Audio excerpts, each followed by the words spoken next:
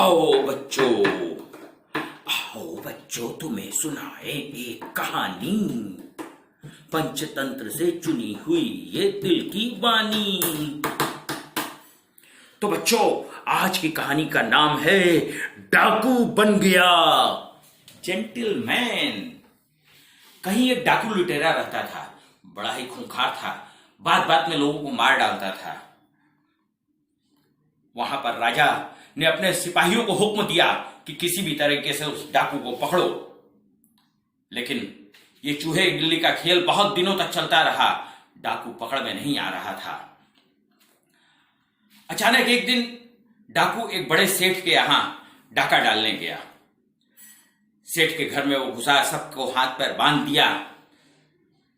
तभी अचानक वहां सिपाहियों ने उस घर को घेर लिया। डाकू घबरा गया। बिना डाका डाले वो छत पर दौड़कर चढ़ गया और छत से कूदकर भागने लगा। आगे आगे डाकू, पीछे पीछे सिपाही बड़ी तेजी से भाग रहे थे। भागते भागते काफी दूर वो निकल गए। तभी रास्ते में एक पंडाल दिखाई दिया उसे। पंडाल में शायद कथा हो रही थी।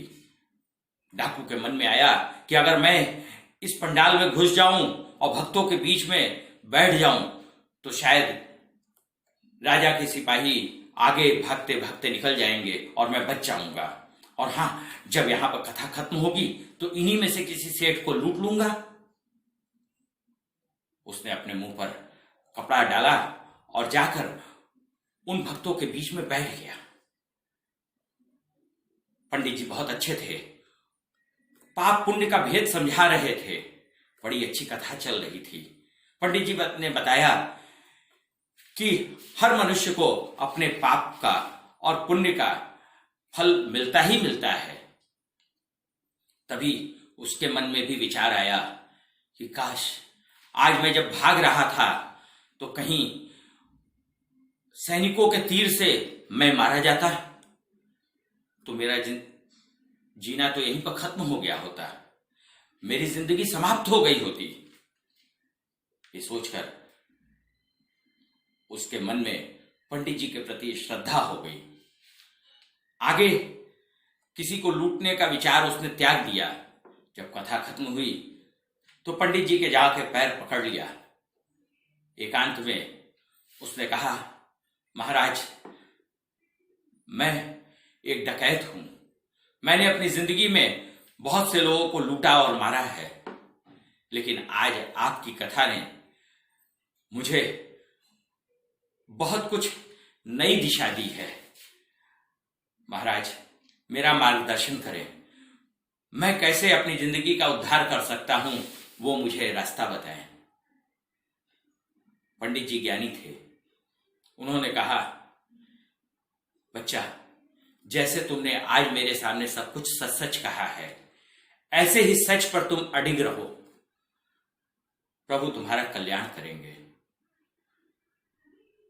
डाकू ने कहा कि आज के बाद मैं कभी भी सच का साथ नहीं छोड़ूंगा, चाहे इसकी मुझे कोई भी कीमत चुकानी पड़े। वो अपनी जगह पर लौट आया। कुछ दिन बाद उसका धन जब कम होने लगा तो फिर उसे एक नए डाके की जरूरत पड़ने लगी। उसके मन में विचार आया कि क्यों ना मैं राजमहल में डाका डालूं। इस तरह एक बार में मैं ढेर सारा धन लूट कर ले आऊंगा और अगर पकड़ा गया तो वहां जेल में पड़े हुए मैं अपने पापों का प्रायश्चित कर लूंगा, और अगर डाके में सफल रहा तो जिंदगी भर मुझे फिर डाका डालने की जरूरत नहीं पड़ेगी। इतना सोचकर वो एक रात महल की ओर चल पड़ा।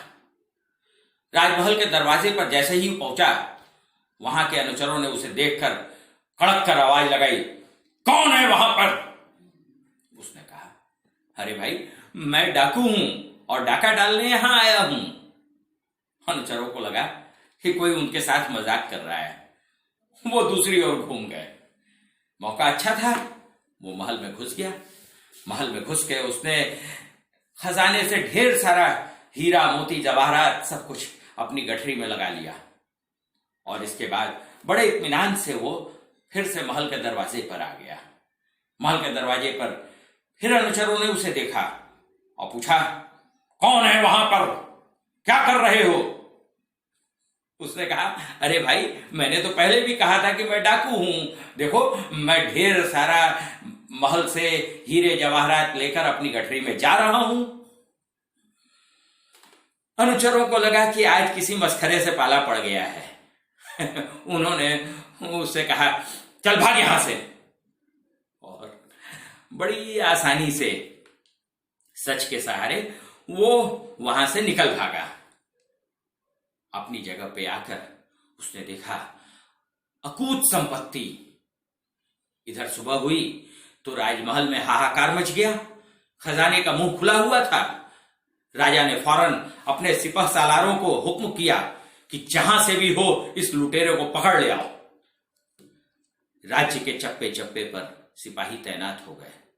बहुत खोजबीन हुई। आखिरकार तीसरे दिन वो डाकू पकड़ा गया। उसे बांधकर राज दरबार में हाजिर किया गया।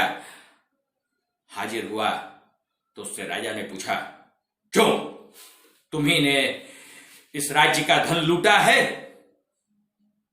उसने कहा, हाँ महाराज, मैंने तो आते और जाते दोनों समय मैंने कहा कि मैं डाकू हूं, मैं यहां लूट करने आया हूं, फिर भी आपके अनुचरों ने मुझे जाने दिया। राजा को बड़ा आश्चर्य हुआ कि ये कैसे हो सकता है कि डाकू अपने को डाकू कह सकता हो। उन्होंने पूछा तो डाकू ने बड़ी दृढ़ता से जवाब दिया कि मेरे गुरु ने मुझे कहा है कि तुम्हें जिंदगी में कभी झूठ नहीं बोलना है और मैं सच के सहारे डाका डालूंगा। इसकी भले चाहे आप मुझे जो भी सजा दीजिए, मुझे स्वीकार है। राजा को उसके सच से बड़ी प्रसन्नता हुई, बहुत प्रभावित हुए। उन्होंने कहा कि नहीं, मैं तुम्हारे सच से बहुत खुश हूं। आज से तुम इस राज्य के प्रधान अनुचर होगे। तुम्हें अब डाका डालने की कोई जरूरत नहीं है।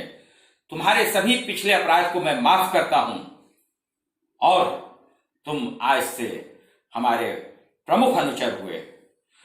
तो बच्चों, देखा तुमने, कुछ देर की साधु की संगति ने उस आदमी को कितना महान बना दिया और सच की ताकत भी तुमने देख ली।